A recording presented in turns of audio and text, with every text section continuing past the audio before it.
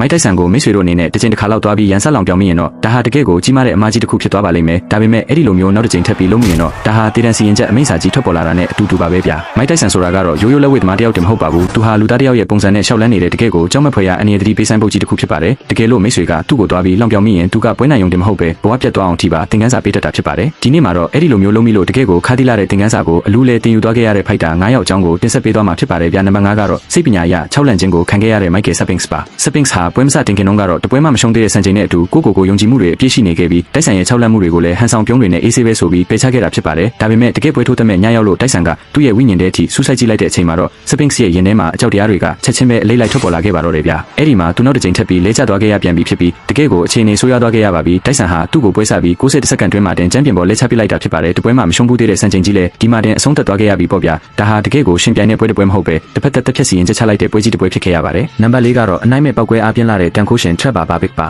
Berbick ဟာပွဲမစတင်ခင်တုန်းကတိုက်ဆိုင်ရဲ့အသက်အရွယ်နဲ့အတွေ့အကြုံကိုကြည့်ပြီးနှာခေါင်းရှုံးလောင်ပြောင်ခဲ့တာဖြစ်ပါတယ်သူကတိုက်ဆိုင်ကိုလူပြောသူပြောများပြီးနမေကြီးနေုံတက်တက်ပဲလို့ထင်မှတ်ထားခဲ့တာပေါ့ဗျာတိုက်ဆိုင်ရဲ့ပြန်လည်တုံ့ပြန်မှုကတော့ဒုတိယချီမှာတင် Berbick တယောက်ကျိုးဝိုင်းထဲမှာတကယ်ကုန်ကားတစ်စီးနဲ့တိုက်မိသွားတယ်လို့မျိုးမူးနောက်ပြီးရိုင်းထိုးသွားစေလောက်တဲ့အလဲထိုးချက်ကြီးဖြစ်ပါတယ်ဗျာသူဟာမြေပြင်ပေါ်ကိုလဲကျသွားခဲ့ရပါပြီသူ့ရဲ့စိတ်ကတော့တချင်ပေမဲ့သူ့ရဲ့ခန္ဓာကိုယ်ကတော့လုံးဝခွင့်မပြုတော့ပါဘူးဗျာသူမတက်ရနိုင်ဖို့အတွက်3ချိန်တိုင်တိုင်စူးစမ်းခဲ့ပေမဲ့3ချိန်စလုံးအဆက်တကွဲလဲကျပြီးကြာရှုံးခဲ့ရရှာပါတယ်နံပါတ်3ကတော့လမ်းဘေးကတကယ်လူမိုက်ကြီးမင်းညာဂင်းဖြစ်ပါတယ်ဂင်းကတော့တိုက်ဆိုင်ကိုကျိုးဝိုင်းထဲမှာတင်မဟုတ်ပဲလမ်းမတွေပေါ်မှာပါမနာတမ်းရန်ဆက်လောင်ပြောင်ခဲ့တာဖြစ်ပါတယ်တိုက်ဆိုင်မင်းတည်တယ်မလားမင်းငါကိုလာထီရင်မင်းကိုငါတက်ပြစ်မှာမင်းကိုငါတေးတက်ပြစ်မှာဆိုပြီးတော့လောင်ပြောင်ခဲ့တာပါကျိုးဝိုင်းထဲမှာတိုက်ဆိုင်ကိုရှုံးနေသွားပြီးတဲ့နောက်မှာလဲသူကကလဲစားချေပွဲကိုလိုချင်နေခဲ့တာဖြစ်ပါတယ်အဲ့ဒီလိုနဲ့ပဲဒီနေ့မှာတော့သူဟာအဝတ်ထေဆိုင်တစ်ဆိုင်ရဲ့အပြင်ဘက်မှာတိုက်ဆိုင်ကိုလိုက်လံရှာဖွေပြီးရန်ဆက်ခဲ့ပါတယ်ဒါဟာတကယ်ကိုကြီးမားတဲ့အမားကြီးပေါ့ဗျာတိုက်ဆိုင်ကသူ့ရဲ့မျက်နှာကိုလက်သီးတစ်ချက်တည်းနဲ့တင်အယိုးကွဲသွားအောင်ထိုးပစ်လိုက်ပြီးဂင်းရဲ့မျက်လုံးတွေဟာတကယ်ကာတွန်းရုပ်တွေလိုမျိုးဖူးယောင်ပြီးပိတ်သွားခဲ့ရရှာပါတယ်တိုက်ဆိုင်ကတော့ကျွန်တော်ကားပေါ်ကစင်းပြီးမင်းညာကိုထိုးပစ်လိုက်တာသူ့ဝန်းကနေလဲကျသွားပြီးငုံသွားတဲ့အချိန်မှာကျွန်တော်သူ့ခေါင်းကိုလန့်ကျုပ်ပြီးတော့ဖုံးဆိုပြီးတစ်ချက်တည်းချမ်းပြင်ကကွန်ကရစ်တုံးနဲ့ဆောင်းပစ်လိုက်တာဗျာဖုံးဆိုပြီးတော့ပေါ့လို့ပြန်ပြောပြခဲ့ဘူးပါတယ်နံပါတ်2ကတော့တမ်မနီမီယိုနဲ့ကလဲစားချေတက်တဲ့ဖြန့်ဘရူနိုပဲဖြစ်ပါတယ်ဘရူနိုဟာတိုက်ဆိုင်ကိုစော်ကားမောက်မာတဲ့စကားလုံးတွေကျုံဝမှုတွေနဲ့နှစ်ချိန်တိုင်တိုင်ရန်ဆက်ခဲ့တာဖြစ်ပါတယ်သူတို့ရဲ့ပထမဆုံးပွဲစဉ်မှာတစ်ချိန်နောက်ပြီးကလဲစားချေပွဲမှာနောက်တစ်ချိန်ပေါ့ဗျာထွက်ပေါ်လာတဲ့ရလဒ်ကတော့နှစ်ချိန်စလုံးမှာတိုက်ဆိုင်ဟာတကယ်ကိုဒေါသမုန်တိုင်းတွေကိုအစွမ်းကုန်တုံးချပစ်လိုက်တာပဲဖြစ်ပါတယ်ဗျာအထူးသဖြင့်ဒုတိယမြောက်ပွဲစဉ်ကတော့တကယ်ကိုလူမြင်ကွင်းမှာတည်တံစီရင်နေတယ်လို့မျိုးဖြစ်ခဲ့ရပါတယ်ဘရူနိုဟာရုပ်ပြက်စင်ပြက်ရှုံးနေခဲ့ရယုံတင်မကပဲပွဲကိုရက်တန့်ပေးပါတော့ဆိုပြီးတိုင်လူကြီးကိုပါအသေးအတန်လန့်ပြီးတောင်းပန်တိုးရှိုးခဲ့ရတဲ့အထိပါပဲနံပါတ်1ကတော့အကြောက်တရားနဲ့လေးစားမှုတို့ရဲ့ပြူစားရာအတီယန်ကလစ်ဖို့ပါအတီယန်ဟာပွဲမစတင်ခင်တုန်းကတော့တိုက်ဆိုင်ရဲ့မကြသေးခင်ကရှုံးနေမှုတွေကိုလောင်ပြောင်ပြီးသူ့ကိုငါလက်ဝဲလောကကနေအပြီးအပိုင်အနာပေးပြမယ်လို့ကျုံးဝါကအကြောက်တရားလုံးဝမရှိကြောင်းပြသခဲ့တာဖြစ်ပါတယ်